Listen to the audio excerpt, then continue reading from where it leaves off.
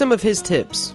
We all have to give presentations at different points in our life. That might be for school or work or an organization that you are involved with. No matter where we give the presentation or to who, we want to make sure that it has the impact on the audience and that it's memorable. These are 7 tips that are going to ensure that you nail the presentation and leave a lasting impression on your audience. Number 1, know your audience. The first step in preparing for any presentation should be to get a better idea of who your audience is. Knowing your audience will allow you to understand the type of content they are going to be expecting with regards to depth and technical detail. You wouldn't want to give the same presentation to a group of high school students who are interested in entrepreneurship that you would to a room full of startup founders and CEOs, because their expectations and level of understanding will be on completely different levels. Dig up as much as you can about who your audience is, what industries they work in, and what positions they generally hold. This allows you to really tailor the content and delivery of the presentation in a way that will really make it stand out and be memorable. Too many times people give killer presentations at one venue to a group made up of their core audience and then bomb on the same presentation to a different group because they didn't make the changes they needed to better address the new audience. Just because you kill it in one audience doesn't mean the same exact content will replicate the reaction with all audiences.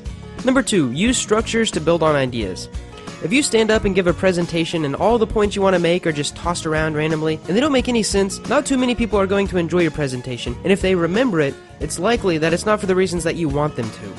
However, if you structure your presentation in a way that each idea, each section builds on the one before it, you help your audience connect with the content and create logical links between the concepts. This is a great way to make more complex ideas easier for the audience to understand and remember. Number 3, use visuals. Another great tool to cement those ideas in the mind of your audience is to use visuals like charts, graphs, and infographics to illustrate and communicate a concept. As many as 65% of people are considered to be visual learners, so if you don't take this approach in your presentation, you are going to ignore the vast majority of the population. Using an image, regardless of if it's a picture, graph, or chart, can be a much more potent conveyor of information and has a much more powerful impact on the audience. A single image can convey so much information, just like the old saying that a picture is worth 1,000 words. It really is.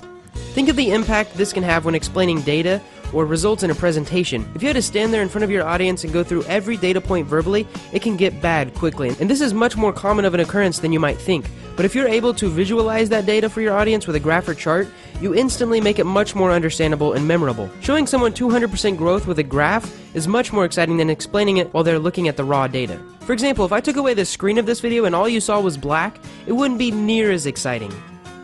Number 4, repetition is your friend. Having a bit of structure in your presentation goes a long way in keeping the audience engaged because they can follow the information from step to step. But even more than just structuring the flow of the presentation, you also want to build in repetition. This encourages people to remember the key points of the presentation and helps it stick, which again makes it, and you, more memorable. A classic way to go about repetition is something Dana learned early on when he started his public speaking career.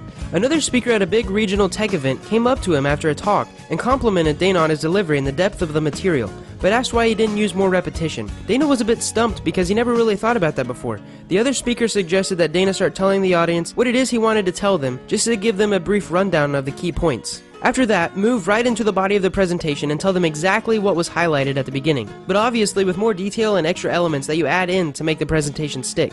Then end the presentation by telling them what you just told them, reminding them of the key points and a brief summary for final repetition. Using this technique helps to reinforce the main points of the presentation at least 3 times, at the beginning, middle, and end.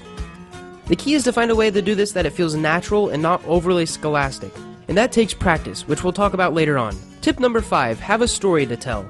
The difference between an average presentation that people zone out of and a great presentation that keeps them engaged is how you convey the information to the audience. A great way to convey the information or key points of your presentation is to use a story. By using a story, preferably an interesting one, you get your point across and you're creating a moment in the presentation that is memorable and easier for the audience to recall later. It's also hopefully going to be something that catches their attention, pulling them into what you were saying. One of the keys here though is that it has to be a story you can tell with commitment, and it has to be true. Always be honest with your audience because if you're not, they will know and you will have lost all credibility. Tip number 6, be relatable. Being relatable is actually one of the most important factors of your delivery. You want to be someone that your audience can relate to, that they would feel comfortable with talking to. Even when giving a talk as an expert on a topic, you want the audience to feel the relation.